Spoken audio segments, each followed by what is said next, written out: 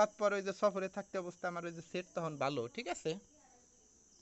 Hello, তখন ওই কি বলে শোনা যায়, নেটে তো অনেক সময় সমস্যা কয়। ওই তো পরে ও কইলো যে ই ভাই আমি 3 লাখ টাকা দিয়ে এলাম। আমি কই, কোথায় দিয়ে আইলা?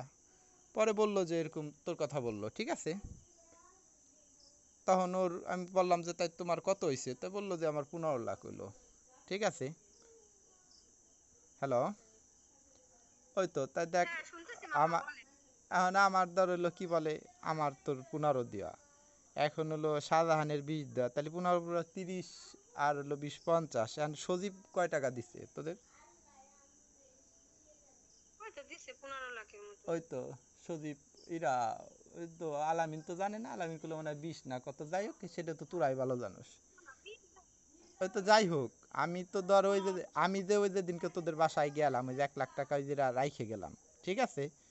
ওই দিনকে পর্যন্ত তো তোরা আমি তো এই জায়গা বিপ্লব মামা লগ ইন করতেছে, আমার তোর ওই বসিরে চিরার দরকার নাই, আমি দিছি বিপ্লব মামার টাকা। আগে থাকতি আব্বার সাথে বিপ্লব কইছে যে হ্যাঁ রায়হান মামারে আনতেছে আমি। আব্বা বারবার আব্বার সাথে কথা বলছে যে হ্যাঁ এই জায়গা আব্বা বলছে যে ও তোমার কাছে টাকা থাকা মানে আমাদের নিজের কাছে টাকা। আর 27 লাখ টাকা ওই যে প্রথমে যে বসিটা দিছিল, বুঝিস কথাটা, ঠিক আছে। পরে শুনে যে আমি আলামিন আর ওই যে মুরাদ যে 10 লাখ টাকা দিলাম, 37 লাখ টাকা। এখন ওইটা ঠিক আছে, বিপ্লব মামার হিসাব ঠিক আছে যে আমি সব দিয়ে তারপরে আমি কোন কুলে যাব যদি না হয়। কিন্তু আমার প্রশ্ন হলো ওইটা না, কিন্তু যে ধরে যে আমরা 4 জন লোকে প্রায় 15 × 3 = 45 আর হলো 20 65 লাখ, কথাটা বুঝিস। বসিটা তো দিছি আমি তো জানি কয় টাকা দিছে, 37, তার 1 লাখ হলো বিপ্লব মামা মানে আওলাদ নিছিল, ঠিক আছে। আর 4 নং 36। এখন প্রশ্ন হলো ধর যে ঠিক আছে সব দিয়ে সে লগ ইন করবি কে, এটাও ঠিক আছে, সে তো কাজ করতে একটু সময় লাগবে, কিন্তু প্রশ্ন হলো যে ধর এই নিয়মিত কন্টিনিউ যে যোগাযোগ করে না এটা খুব কষ্টদায়ক, ঠিক আছে।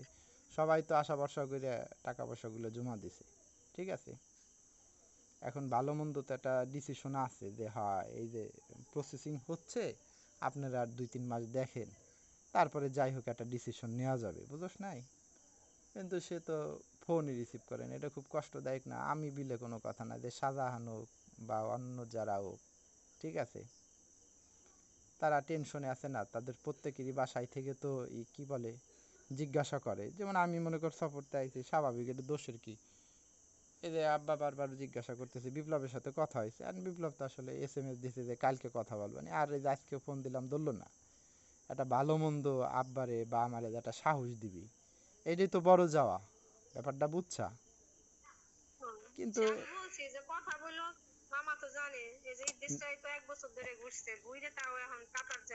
না ঠিক আছে, হুম না ঠিক আছে আমি সেইটা ঠিক আছে, আমি তো সেইটাই, কিন্তু এই যে ফোন ধরে না, এই যে শাহজাহান কস তোর মুরাদ কস, এই যে সে প্রতিদিন তোর সাথে কথা বলুক, কথাটা বুঝ, তোর কি প্রতিদিন ফোন দেয় না? মাইন্ড করিস না, এটা কিন্তু খারাপ কোনো কথা না।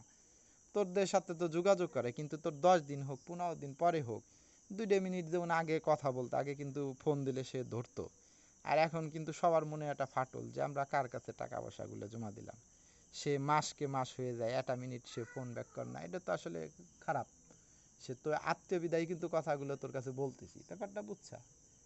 আশাই তো সংসার, 15 দিন পর গেল সে ইচ্ছা করে তো একটু বলতে পারে যে মামা চেষ্টা করতেছি, আল্লাহর পর দোয়া রাখেন ইনশাল্লাহ দেখি 1-2 মাস, যেমন ওই আমি মানসির কাছ থেকে শুনছি, জানি না কি সত্যি মিথ্যা, যে জানুয়ারি মাস ইলেকশন পর্যন্ত আপনারা দেখেন যেমন শাহজাহান রে তোর মানে ওই যে বিপ্লবের বড় ভাই নিজেই বলছে, ঠিক আছে, ওনার নাম কি না, হ্যাঁ এই মাসে আসবে, ওই তো তাই এখন এটা সেটাই, এখন ওই নাজমুল ভাই নিজে বলছে যে ইলেকশন,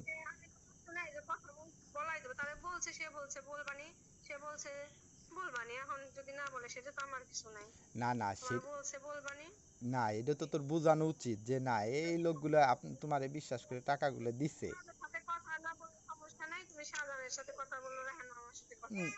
সেইটাই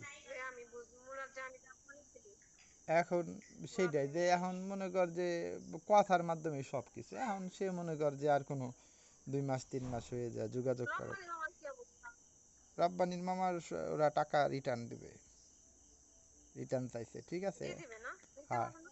না ওরা ওই যে ওরকম বলছে, ওরা বলছে যে না, ওরা 6 জনে ওই যে টাকা রিটার্ন চাইছে, ওরা এই টাকা দিতে চাইছে। তা ওরা কইছে যে না, তাহলে আর 1-1.5 মাস দেখেন, দেখি পাঠাইতে পারে নাকি, ওদের বলতেছে, ঠিক আছে। তা ওরা বলছে যে না, তা আমাদের যেহেতু ইন্ডিয়া এত টাকা দেয় নাকি, খুব ঝামেলা হয়েছে। এতদিন যেহেতু পাঠাইতে পারলেন না, তাহলে যা, দিতেছেন। না ওই তো ওইটাই ওরা বলছে যে যেহেতু পাঠাইতে পারলেন না, আমাদের টাকা পয়সা দিয়ে দেন, যার যার যে ব্যবসা বাণিজ্য আছে জানুয়ারি মাস কোন তো দেখে না আমি সেইটাই তো তোর আমি প্রশ্ন হলো কি, তোর তো বললাম যে যে কোনো একটা সুন্দর একটা ব্যবহার আচরণ আছে, যে না আপনি আর টেনশন করেন না, ধরে যে তুই তোর অপর কেউ না, যদি আব্বার সাথেও যদি সে কথা বলে, বুঝিস কথাটা, যে না না টেনশন করেন না, আমি চেষ্টা করতেছি, বাকি আল্লাহর নসিব, ঠিক আছে।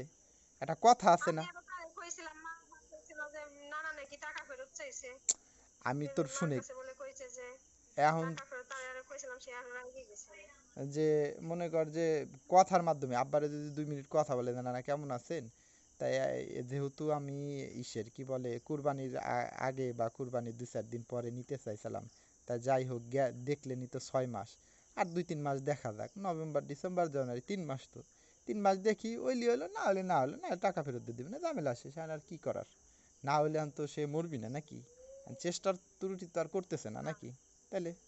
এ তো মুখের কথা না যে নিয়ে না আমি সেই কথাটা বললাম, কিন্তু যারা চেষ্টা চেষ্টা তো করতে হবে নাকি, ভাই তো কম গাইতে আসে নাই, কম গাইতে তাকে দুবাই যাব, সেইটাই তো বলতেছি যে কাতার যাব এখানে। চেষ্টা করার তার দোষের কিছু নাই, সে চেষ্টা করতেছে, আর না হলে যে আমরা অসন্তুষ্ট তা না, সে চেষ্টা করুক নাকি,